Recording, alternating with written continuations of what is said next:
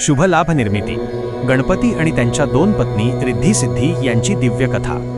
पुराणकाळाच्या पावनभूमीत जिथे देवांचे वास्तव्य होते आणि जिथे प्रत्येक घटनेमागे एक गहन अर्थ दडलेला होता, तिथे गणपती बाप्पा विराजमान होते.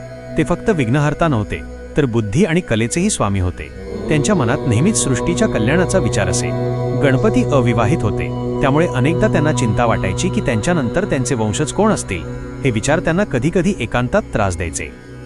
देवांच्या सभेतही हा विषय अनेकदा चर्चेला यायचा. एके दिवशी देवर्षी नारद गणपतींकडे आले आणि म्हणाले, गणेशा, तुम्ही सर्व देवांमध्ये श्रेष्ठ आहात, पण तुमचे गृहस्थ जीवन अजून सुरू झालेले नाही. तुम्ही विवाह का करत नाही? गणपती हसले आणि म्हणाले, नारद मुनी, माझा आकार इतका मोठा आहे आणि माझे वाहन उंदीर आहे. माझ्याशी विवाह करण्यास कोणती कन्या तयार होईल? हे ऐकून नारद मुनींनी स्मितहास्य केले. त्यांना ठाऊक होते की गणपतींच्या नशिबात एक सुंदर गृहस्थ जीवन लिहिले आहे. त्यांनी ब्रह्मांडात योग्य कन्यांचा शोध घेण्यास सुरुवात केली. याच काळात सृष्टीचे शिल्पकार भगवान विश्वकर्मा यांना रिद्धी नावाची एक अत्यंत सुंदर आणि गुणवान कन्या होती. ती समृद्धी आणि उन्नतीचे प्रतीक होती. तिच्या मनात नेहमीच सकारात्मकता आणि वाढीचा विचार असे. दुसरीकडे प्रजापती ब्रह्मदेव यांची मानसकन्या सिद्धी होती. सिद्धी ही यश, पूर्तता आणि सिद्धीची मूर्ती होती. ती अत्यंत ज्ञानी आणि दूरदृष्टीची होती. एके दिवशी रिद्धी आणि सिद्धी दोघीही कैलास पर्वतावर भगवान शंकरांच्या दर्शनासाठी आल्या होत्या. तिथे त्यांनी गणपतींना पाहिले. गणपतींचा विशाल देह, त्यांची बुद्धिमत्ता आणि त्यांच्या डोळ्यांतील करुणा पाहून दोघीही त्यांच्यावर मोहित झाल्या.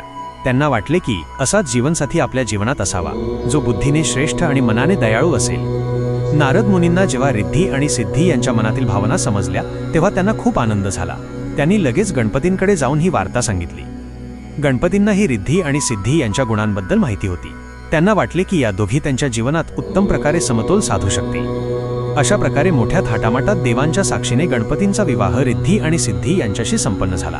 कैलास पर्वत आनंदोत्सवाने दुमदुमून गेला. गणपती आणि त्यांच्या दोन्ही पत्नी रिद्धी व सिद्धी यांचे जीवन सुखी आणि आनंदमय होते. रिद्धी जिथे घरात समृद्धी आणि सकारात्मक ऊर्जा घेऊन येत असे, तिथे सिद्धी प्रत्येक कार्यात यश आणि पूर्णता आणत असे. गणपतींच्या घरात आता आनंद आणि समाधान भरले होते. पण एक गोष्ट अजूनही अपूर्ण होती, वजा ती म्हणजे अपत्य.